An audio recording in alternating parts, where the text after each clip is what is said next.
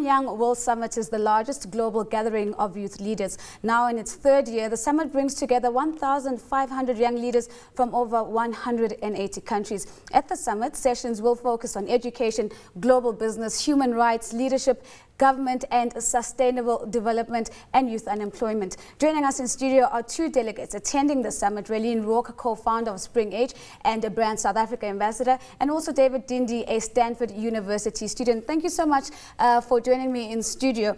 Let me first start with you, David. Coming in the summit, what as a young person are you hoping that you're going to take away from this deliberation? I'd say the one thing I'm hoping to take away from this deliberation is inspiration. We've had one day of discussions today, and I feel that I've learned a lot.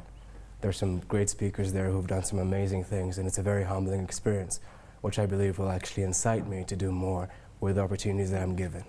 Raylene, I mean, you come not only as a Brand South Africa ambassador, but also as a very active young person in the South African space. What is the South African mandate? As South Africans come in to this particular conference, what is it that they want the world to know about what's happening or affecting young people?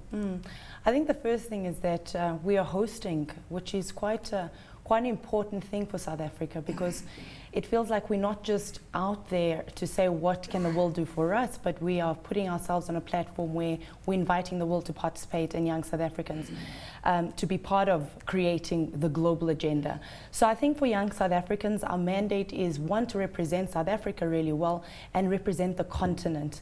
And I think it was Kofi Annan who was telling us yesterday, we are the first generation that can truly say we are global in our citizenship. So I think that's very exciting for the young South African delegation to be able to be part of that and even host it.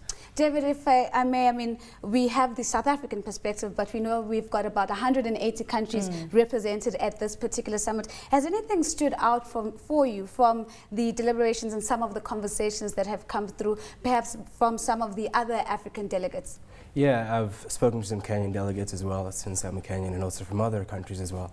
And it seems that many of the problems that are in South Africa are also problems that are all around the world. I've lived in Austria and I currently live in California, and I can tell you that, for example, education is a key problem that touches all countries. Of course, it's at different degrees, but I still feel that being here and seeing the perspective of others actually incites people to actually see that there's more to it than we know.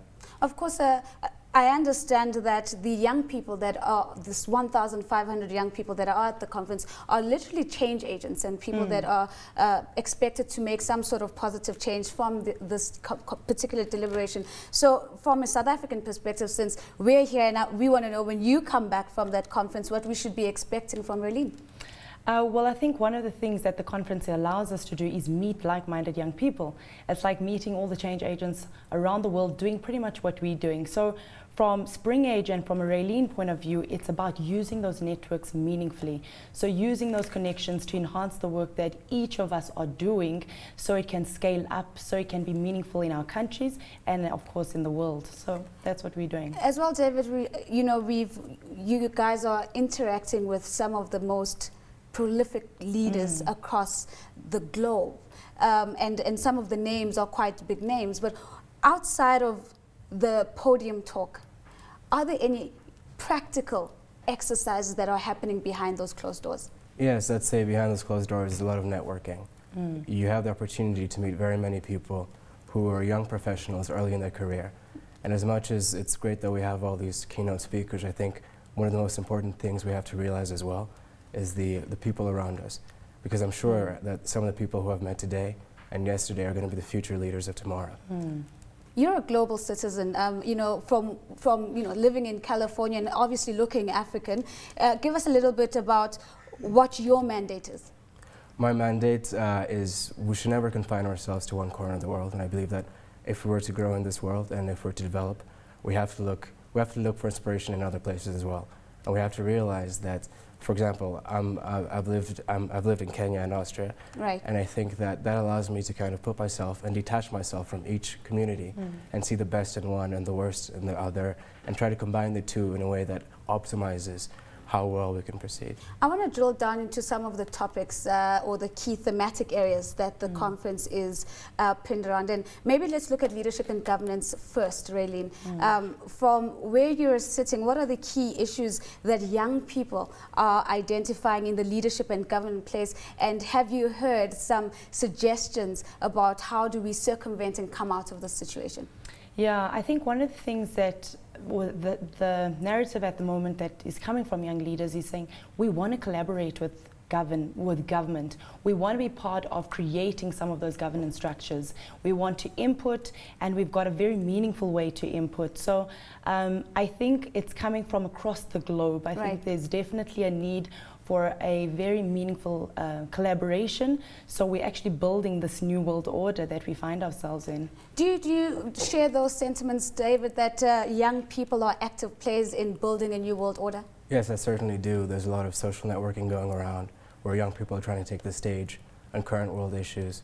And I believe that one of the most important things as well is holding the leaders accountable. Right. And I believe that the more we talk about it and the more young people are engaged in this conversation, the more we can get that accountability that we seek.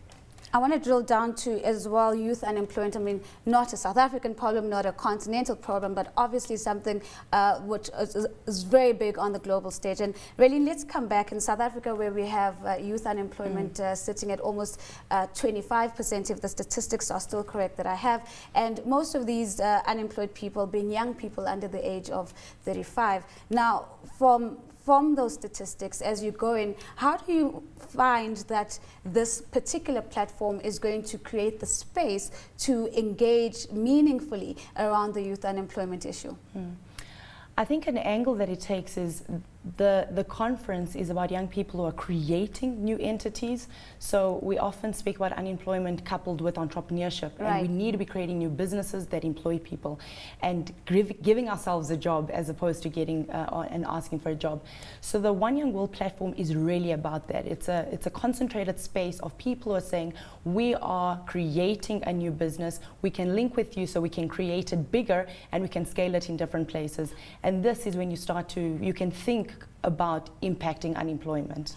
As you were saying, David, earlier, that there's a lot of networking that is happening. Are these young people, or a pool of them, actual entrepreneurs that are active in businesses and that are actually making the cross linkages now at this conference? Yes, certainly. The other night, driving back to our hotel, I actually met a man who is starting a business in the Caribbean, and he was telling me all about the process of starting that business and some of the considerations that I have to take, or that he took, which I'll have to take as well, because, for example, myself, I'm also aspiring to be an entrepreneur, and having this link and having this guidance from people like him is great.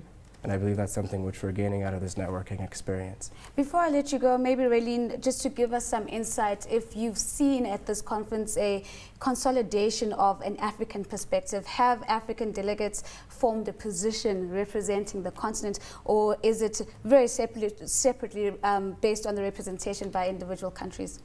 I think outside of the room, I can definitely see the excitement when another African sees another African. Right. So just sitting in networking sessions and coffee stations, you can start to see a sense of curiosity around which African country are you from. So I can see it quite. It's quite sublime, if you want. It's just but inside the rooms, there's a huge consciousness around global citizenship. So it's not that separate, not that strong, and not that in your face, but I can definitely see some sort of attraction for the African delegates. Must be interesting for you, David, with, like I said, I called you a global citizen, if I may, where we talk about the African perspectives. From where you sit, have you found Africans, sort of coming together to form a common position, or has it been just the focus on youth as change agents?